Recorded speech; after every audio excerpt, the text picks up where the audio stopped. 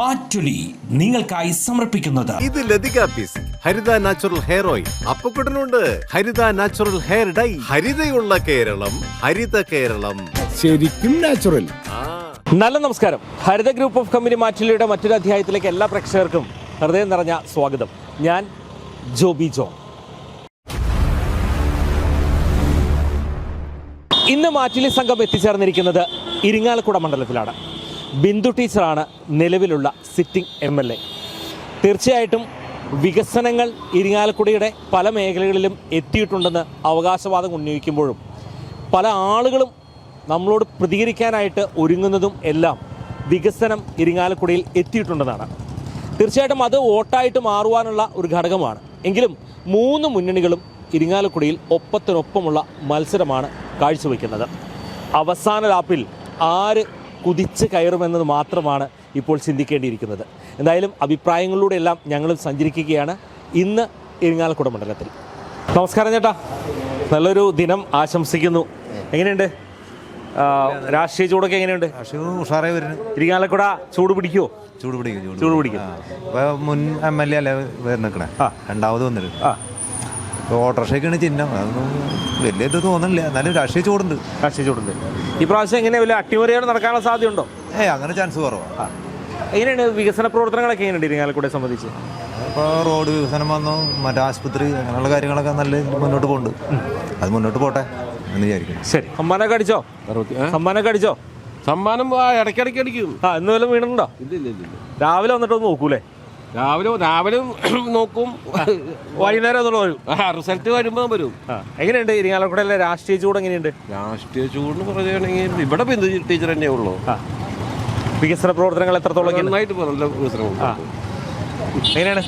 കുഴപ്പമില്ല, ഇവിടെ ബിന്ദു ടീച്ചർ തന്നെ ജയിക്കും. എങ്ങനെയാണ് ചേട്ടാ രാഷ്ട്രീയത്തിന്റെ ചൂട്? കുഴപ്പമില്ല, ചൂട് കുറവാണ്. എനിക്ക് തോന്നുന്നു ഈ ഒരു അവസാന ടൈമിലേക്കാണ് കുറച്ചുകൂടി ശക്തി പ്രാപിക്കുക. എങ്ങനെയാണ് ഈ ഒരു നിയോജക മണ്ഡലത്തിന്റെ കാര്യത്തെക്കുറിച്ച് പറയുമ്പോൾ എങ്ങനെയാണ് ബിന്ദു ടീച്ചറെ ജയിക്കാൻ വഴി സാധ്യത അല്ലേ?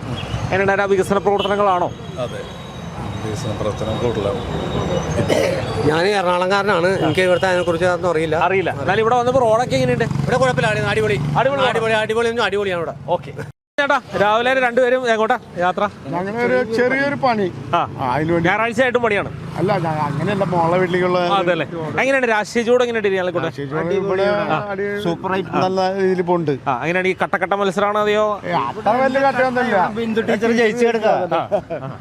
ടീച്ചർ ജയിക്കും. അതല്ലേ, നല്ല കാര്യങ്ങൾ കുറെ ചെയ്തിട്ടുണ്ട്. നമ്മുടെ ഡാളാവ്, ഇപ്പൊ ഈ റോഡ്, അതേമാതിരി ഇങ്ങനെ സിവിൽ സ്റ്റേഷൻ, കോടതി അങ്ങനെ അതൊക്കെ നല്ല രീതിയിൽ തന്നെ. ഈ UDF ശക്തനായ ഒരു സ്ഥാനാർത്ഥിനെയൊക്കെ നിർത്തിയിട്ടുണ്ട്. അത് ശരിയാണ്. വിവരം അറിഞ്ഞു പോയിട്ടുള്ളതല്ലേ, അതേമാതിരി ഈ പ്രാവശ്യം അവർ വിവരം അറിയും. ശരി, അവരാൾക്കാർ തന്നെ കാല് വരാൻ സാധ്യതയുണ്ട്. കാരണം വെച്ചാൽ അയക്കും മൈക്കും കിട്ടാത്തതിന്റെ ബുദ്ധിമുട്ട്, ഒരു ചെറിയ വിഷമമുണ്ട്. അപ്പൊ അതൊക്കെ ഈ പറയുന്ന തെരഞ്ഞെടുപ്പിൽ ബാധിക്കും. എന്തായാലും അപ്പോ തെരഞ്ഞെടുപ്പ് ഇരിങ്ങാലക്കുട കലക്കും. നറുക്കൊക്കെ വീഴാറുണ്ടോ? സ്ഥിരം പ്രൈസ് ഉണ്ട്. അപ്പൊ എല്ലാരും പറഞ്ഞ പ്രൈസ് ഒക്കെ കുറവാന്നൊക്കെ പറയുന്നുണ്ട്. ഗംഭീരാണ്. ഇന്നലെ 5000 ഉണ്ടായി, 2000 ഉണ്ടായി, എന്നും പ്രൈസ് ഉണ്ട്. അപ്പൊ എങ്ങനെയാണ് ഇരിങ്ങാലക്കുടയിലെ രാഷ്ട്രീയ ചൂട് എത്രത്തോളം ഉണ്ട്? രാഷ്ട്രീയ ചൂട് ഉണ്ണിയാടനും ബിന്ദു ടീച്ചറും പിന്നെ സന്തോഷ് ചാറകളും മൂന്നാള് വന്നപ്പോ തന്നെ നല്ല ചൂടായി. എങ്ങനെയാണ്, ആർക്കാണ് ഒരു മുൻതൂക്കം? ബിന്ദു ടീച്ചർക്കാണ്. ചെയ്ത പ്രവർത്തനങ്ങള് അത്രയും വരുത്താണ്. അത് നമ്മള് ജനങ്ങളുടെ ഇടയിൽ പറയേണ്ട കാര്യമില്ല, അവർ അനുഭവിച്ചുകൊണ്ടിരിക്കുന്നു. അപ്പൊ നല്ല രീതിക്ക് തന്നെ ബിന്ദു ടീച്ചർ ജയിക്കും. ഇരിങ്ങാലക്കുട കലക്കും. നമസ്കാരമുണ്ട്. ടിക്കറ്റ് എടുക്കാൻ വന്നാണോ? സ്ഥിരം എടുക്കുവോ? പിന്നെ എത്ര രൂപയ്ക്ക് എടുക്കും? പറയാൻ നമ്മുടെ കാശനുസരിച്ച് അടിക്കാറുണ്ടോ? വല്ലപ്പോഴൊക്കെ 100-200 കിട്ടും. എന്നാലും പോട്ടെ, നമുക്കിതൊരു രസമാണ്. അപ്പൊ എങ്ങനെയാണ് രാഷ്ട്രീയം? എങ്ങനെയാണ് ചൂട്? രാഷ്ട്രീയം ഇവിടെ കുഴപ്പമില്ല. ഇവിടെ ആര് നേടും? ഇടതുപക്ഷത്തിനാണ് സാധ്യത തോന്നുന്നു. എന്തുകൊണ്ട് അങ്ങനെ പറയാൻ കാരണം? അതൊരു പ്രവർത്തനങ്ങളൊക്കെ ആയിരുന്നു. അങ്ങനെയായിരുന്നു. പെൻഷൻ കാശ് തന്നെ കണ്ടില്ലേ, പെൻഷൻ മുടങ്ങാണ്ട് വരുന്നുണ്ട്. ഇപ്പോൾ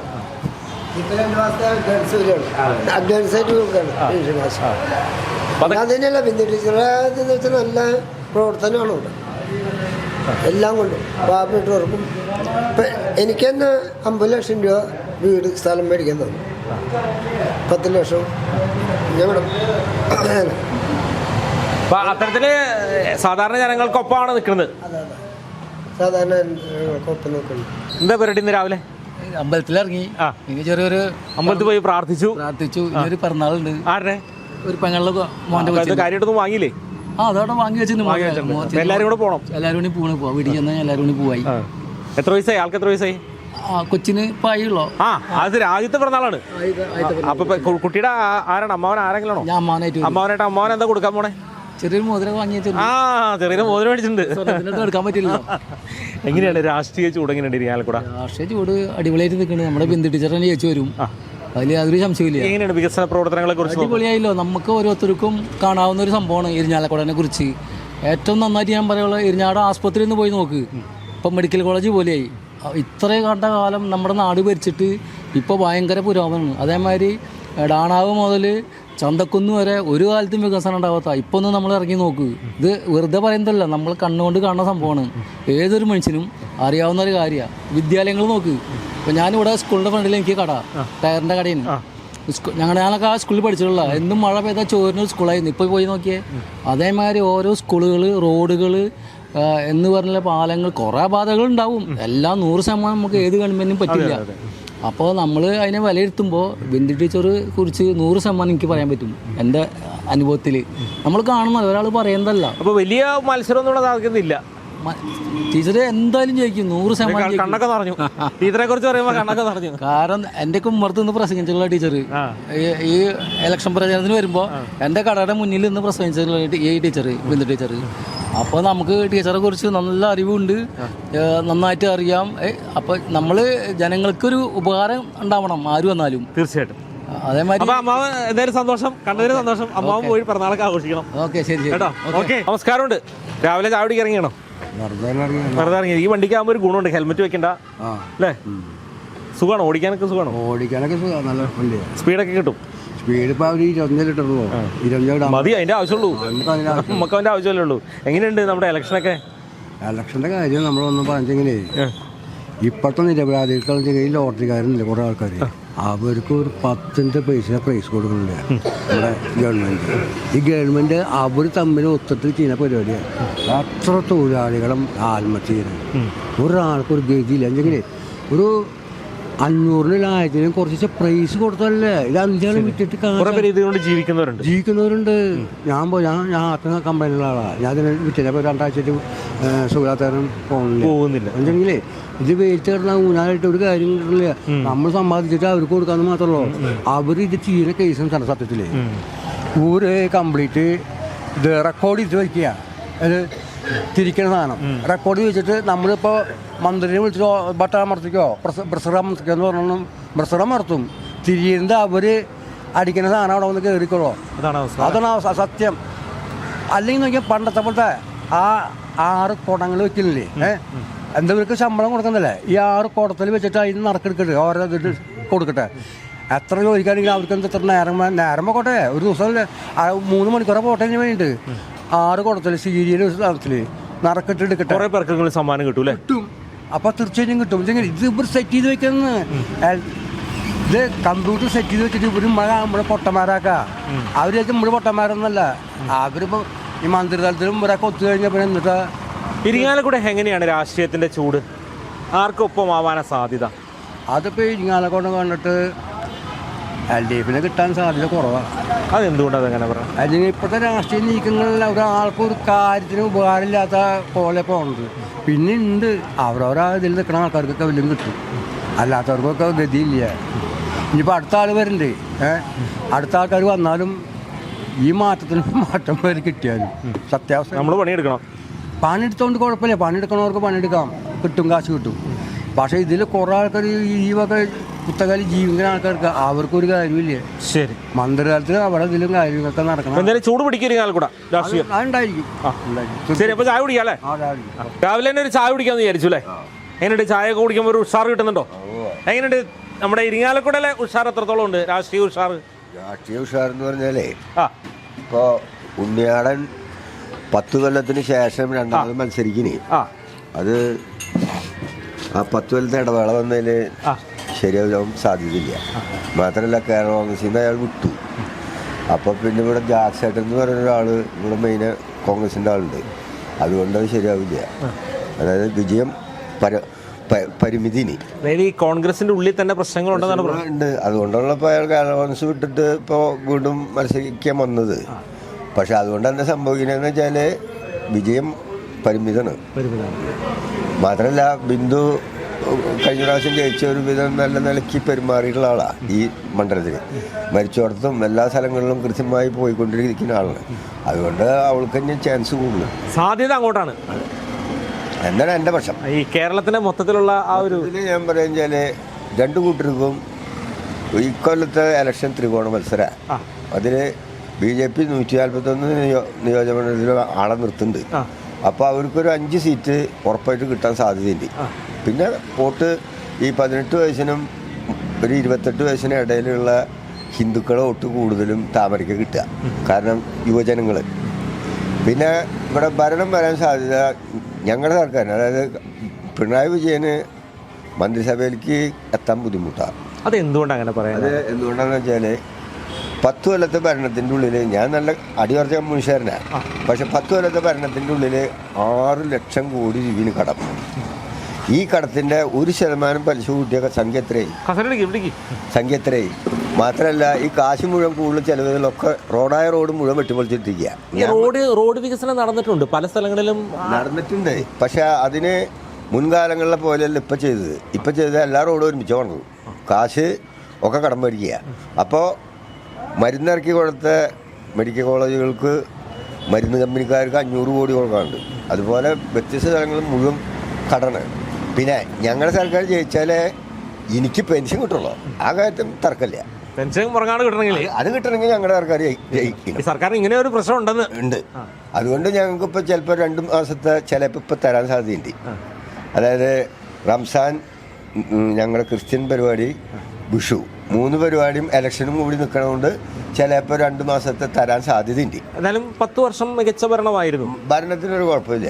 ഏറ്റവും കൂടുതൽ ദുരിതം അനുഭവിച്ച ഭരണമായിരുന്നു ഇയാളുടെ. അതെന്താ കാരണം വെച്ചാൽ കൊറോണ, വെള്ളപ്പൊക്കം, അതുപോലെ അതിൽ മുഴുവൻ സാധാരണക്കാരെ സഹായിച്ചിട്ടുണ്ട്. പ്രതിസന്ധികളുണ്ടായിരുന്നു. ആ പ്രതിസന്ധികളെ മുഴുവൻ ഇയാൾ സഹായിച്ചിട്ടുണ്ട്. അതോടൊപ്പം കേന്ദ്ര സർക്കാർ ഇയാളെ മാക്സിമം ചവിട്ടി താത്തിയിട്ടുണ്ട്. അപ്പൊ എന്തായാലും ഈ തെരഞ്ഞെടുപ്പ് ഒരു ഗംഭീരമാവും. എനിക്ക് എൻ്റെ ബലമായ സംശയം എന്താ വെച്ചാൽ പകുതിയും സീറ്റേ കിട്ടുള്ളൂ. അതിൽ ചിലപ്പോൾ ഭരണം കോൺഗ്രസിൻ്റെ അതിലേക്ക് വരും. അതെങ്ങനെയാണെന്ന് വെച്ചാൽ കേരള കോൺഗ്രസും മുസ്ലിം ലീഗും കോൺഗ്രസും കൂടി വരുമ്പോൾ അവർക്ക് ഭൂരിപക്ഷം ഒറ്റക്കക്ഷി ആവില്ല. ഒറ്റക്കക്ഷി ആവണമെങ്കിൽ ഈ CPM തന്നെ ജയിക്കണം. ജയിക്കായല്ല, അവർക്ക് സീറ്റ് എണ്ണം കുറയും. ആ പാർട്ടിയുടെ ഉള്ളിൽ കുറേ പ്രശ്നങ്ങൾ നടക്കുന്നുണ്ട്. ഇപ്പോൾ ഈ G രാധാകൃഷ്ണൻ്റെ വയലാറ്, അയാളെ പോലെ കുറേ പ്രശ്നങ്ങൾ, ആ അൻവർ, അതുമാതിരി 3-4 ആൾക്കാർ കുഴപ്പമുണ്ടാക്കിയില്ലേ. അതിൻ്റെയൊക്കെ ഒരു ചെറിയ ക്ഷീണം ഉണ്ടാവും. പിന്നെ ശബരിമല കൊള്ള, കവടിയാർ കൊള്ള, ആകെ കൊള്ള. ഇനി അതിലൊക്കെ കുറച്ച് വോട്ട് പോകും. ഈ ശബരിമല പ്രശ്നത്തിൽ കുറച്ച് വോട്ട് പോകും. ഈ പ്രാവശ്യം തീ പാറുന്ന മത്സരമാണ്. ഇരിങ്ങാലക്കുട തീ പാറുമോ? ഈ പ്രാവശ്യം മത്സരമാണോ ഈ പ്രാവശ്യം? ഭയങ്കര ഇതായിട്ട് ടൈറ്റാണ്. അത് ആര് വരും, ആര് ജയിക്കും, ആര് തോൽക്കുന്നുള്ള ഇത് നമുക്ക് പറയാം. ഇരിങ്ങാലക്കുടയെ സംബന്ധിച്ച് എങ്ങനെയാണ് വികസനങ്ങളൊക്കെ കഴിഞ്ഞ 5 വർഷമൊക്കെ എടുത്ത് നോക്കുമ്പോൾ എങ്ങനെയാണ്? 5 വർഷം നോക്കുമ്പോൾ ഈ പ്രാവശ്യം നല്ല വികസനങ്ങളൊക്കെ വന്ന് നല്ല പരിപാടി രീതിയിൽ പോകണം. അപ്പോൾ അതുകൊണ്ട് ഇപ്പോൾ ഒരു കുഴപ്പമൊന്നുമില്ല. ഇപ്പോൾ നമ്മുടെ ഇരിങ്ങാലക്കുട ഗവൺമെൻറ് ആശുപത്രി നല്ലൊരു വികസനമായി. ടാറിങ് റോഡ് നല്ലൊരു വികസനമായി. ഇരിങ്ങാലക്കുട കണ്ടു കഴിഞ്ഞാൽ നമുക്ക് പെട്ടെന്ന് 5 വർഷം മുന്നേ വന്നവർ ഇരിങ്ങാലക്കുട കണ്ടു കഴിഞ്ഞാൽ പെട്ടെന്ന് വഴി അറിയില്ല. കാരണം മാറ്റങ്ങൾ കുറേ വന്നിട്ടുണ്ട്. അങ്ങനെ ഓരോ കാര്യങ്ങളൊക്കെ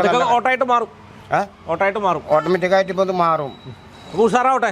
ഇന്നത്തെ ദിവസം എന്താ പരിപാടി? ഞാൻ ഉച്ചവരെ പറമ്പിൽ പോയി പഠിക്കും. ഇപ്പൊ ആൾക്കാരൊക്കെ തയ്ക്കാനൊക്കെ വരുന്നുണ്ട്. എങ്ങനെ ഈ റെഡിമെയ്ഡിന്റെ വലിയ കുഴപ്പമുണ്ട്. പക്ഷെ എല്ലാ പണി അറിയുന്ന ലേഡീസും ജെന്റ്സും. എത്ര വർഷമായിട്ടുണ്ടാവും ഈ രംഗത്ത്? ഞാൻ 54 കൊല്ലം. 54 കൊല്ലം. അടിപൊളി. നമുക്കുള്ളത് നമുക്ക് തന്നെ അല്ലേ? 12 വയസ്സിൽ തുടങ്ങിയതാ. 54 കൊല്ലം, 67 വയസ്സായി. പേര് ഗബ്രിയേൽ. അപ്പൊ നാട്ടുകാരെന്താ വിളിക്കണേ? അത് തന്നെ ഇങ്ങനെ ഓരോ സ്ഥലത്ത് ഓരോ തയ്യൽ ഒരാൾ പേരൊക്കെ ഉണ്ടാവും. ബാബു ഏട്ടൻ, കുമാരേട്ടൻ എന്നൊക്കെ പറഞ്ഞോളെ. ഇത് ഗബ്രിയേലേട്ടൻ. അപ്പൊ ഇരിങ്ങാലക്കുടക്കാരുടെ ഗബ്രിയേലേട്ടൻ. ഒരു വാക്കുകൂടി പറയാം ഇത് പറഞ്ഞാല്. ഈ രാഹുൽ ഗാന്ധി ഇയാളെ സതീശൻ്റെ ലാസ്റ്റ് പരിപാടിക്ക് ഇവിടെ വന്നതിലേ 2 ദിവസം ഇവിടെ തങ്ങിയതിൽ കുറച്ച് കോൺഗ്രസിന് മെച്ചണ്ടായിട്ടുണ്ട്. അത് ചിലപ്പോൾ ഈ പറയുന്ന വ്യത്യാസമുണ്ട്. അത് കുറച്ച് തൊട്ട് കൂടുതൽ കിട്ടും. കാരണം സതീശൻ്റെ പരിപാടിയിൽ അത് മികവാകാൻ കാരണം രാഹുൽ ഗാന്ധി വന്ന കാരണമാണ്. അപ്പൊ എന്തായാലും ഗബ്രിയേൽ ഏട്ടൻ ചില്ലറക്കാരനല്ല, കൃത്യമായി രാഷ്ട്രീയ നിരീക്ഷണം നടത്തുന്ന വ്യക്തിത്വമാണ്. 72 ബോംബെയിലെ 14 വയസ്സിൽ ആ കാലം മുതൽ ജോർജ് ഫെർണാണ്ടസ് ജയിലിൽ കിടന്ന് ഇലക്ഷൻ നിൽക്കുന്ന കാലത്ത് ഞാൻ ബോംബെയിലുണ്ട്. അപ്പൊ രാഷ്ട്രീയത്തോടത്ത് പ്രത്യേകം അറിയാം, ഇരിങ്ങാലക്കുടക്കാർക്ക് അറിയാം, ഒരു രാഷ്ട്രീയമായിട്ട് കൃത്യമായിട്ട് അവര് പഠിച്ചിട്ടാണ് ഓരോ കാര്യങ്ങൾ പറയുന്നതും പ്രവർത്തിക്കുന്നതുമെല്ലാം. രാഷ്ട്രീയ ചൂട് എങ്ങനെയുണ്ട്? കുഴപ്പമില്ല, അങ്ങനെ പോണു. ആരാ ജയിക്കാനാണ് സാധ്യത? ഞാനിപ്പോ ബിന്ദു തന്നെ ജയിക്കാൻ സാധ്യത കൂടുതൽ കാണുന്നത്. വികസന പ്രവർത്തനങ്ങളൊക്കെയാണോ? വികസന പ്രവർത്തനങ്ങൾ തന്നെയല്ല, ഏരിയ അങ്ങനത്തെ ഒരു ഏരിയ ജയിക്കാൻ സാധ്യതയുണ്ട്. എങ്ങനെയാണ് രാഷ്ട്രീയ ചൂട്? എങ്ങനെയാണ് ഇരിങ്ങാലക്കുടയിലെ ചൂടായി തുടങ്ങിയോ? അത്രയ്ക്കില്ല. ഈ പ്രാവശ്യം ആര് നേടാനാ സാധ്യത? ഒന്നും പറയാൻ പറ്റില്ല ചേട്ടാ. ആൾക്കാരുടെ വോട്ട് അനുസരിച്ചിരിക്കും, നമുക്കൊന്നും പറയാൻ പറ്റില്ല. കഴിഞ്ഞ 5 വർഷത്തെ പ്രവർത്തനം എങ്ങനെ ഉണ്ടായിരുന്നു? അത്യാവശ്യം പ്രവർത്തിച്ചിട്ടുണ്ടോ? ഉണ്ടെന്ന് പറയാം. അല്ല, അത്യാവശ്യം ഓവറായിട്ടൊന്നുമില്ല, ഒരു മാറ്റമൊക്കെ ചെറുതായിട്ട് വന്നിട്ടൊക്കെ ഉണ്ട്. ഇരിങ്ങാലക്കുട കഴിഞ്ഞ് ഞങ്ങൾ മാറാൻ സാധ്യതയുണ്ടോ? അറിയാൻ പറ്റുന്നില്ല, ഇവിടുത്തെ കാര്യമൊന്നും പറയാൻ പറ്റില്ല. എങ്ങനെ വേണമെങ്കിൽ സംഭവിക്കാം. ശരി, ആർക്കും മുൻതൂക്കൊന്നും പറയാൻ പറ്റില്ല. എങ്ങനെയുണ്ട് ഇരിങ്ങാലക്കുടയിലെ ചൂടൊക്കെ ആയോ? അടിപൊളിയായിട്ട് ചൂടായിട്ടുണ്ട്. ഈ തെരഞ്ഞെടുപ്പിൽ ആര് നേടാനാ സാധ്യത ഇരിങ്ങാലക്കുട? പ്രവർത്തനങ്ങളൊക്കെയാണോ? നല്ല പ്രവർത്തനം തന്നെ കാഴ്ചവെച്ചിട്ടുണ്ട്. അത് വോട്ടായിട്ട് മാറും. നിലവിൽ UDF-ഉം ശക്തനായ സ്ഥാനാർത്ഥിനെ തന്നെയാണ് നിർത്തിയിരിക്കുന്നത്. അത് എത്രത്തോളം മത്സരത്തിലേക്ക് കടുപ്പമാകും? കുഴപ്പമില്ല, എന്തായാലും മത്സരം നല്ല സ്ട്രോങ് മത്സരം തന്നെ ആയിരിക്കും. 3 പാർട്ടിയിലും അധ്വാനിക്കുന്നുണ്ട്. ഇനിയുള്ള ദിവസങ്ങളിൽ അടിപൊളിയായിരിക്കും. ഏറ്റവും കൂടുതൽ വികസനം എടുത്തു പറയുന്ന ഏതാണ്? ഗവൺമെൻറ് ആശുപത്രിയാണോ? അങ്ങനെയാണ്. ഗവൺമെൻറ് ഹോസ്പിറ്റലിൽ ഇപ്പോൾ നല്ല വികസനം തന്നെയാണ്. പിന്നെ നമ്മുടെ റോഡുകൾ തന്നെ നല്ല അടിപൊളിയാക്കിയില്ലേ, നല്ല വികസനം തന്നെയാണ്. മൊത്തത്തിൽ അത് ഓട്ടായി പോരാം. അപ്പോൾ ഇത് അവിടെ കുറച്ച് ചേട്ടന്മാർ നിൽക്കുന്നുണ്ട്. നമസ്കാരമുണ്ട്. എങ്ങനെയാണ് രാഷ്ട്രീയത്തിൻ്റെ ചൂടൊക്കെ ഇരിങ്ങാലക്കുടയെ സംബന്ധിച്ച്? ബിന്ദു ടീച്ചർ ഷുവറായിട്ട് ജയിക്കും, ഉറപ്പാണ്. കാരണം ഞങ്ങളുടെ അത്രയും നല്ല പ്രവർത്തനങ്ങളാണ് ഇരിഞ്ഞാലക്കുട കാഴ്ച. ഇരിഞ്ഞാലക്കുട ഡാണാവിൽ ചെന്നാൽ മതി, അത് തന്നെ ചെറിയൊരു ഉദാഹരണമാണ്.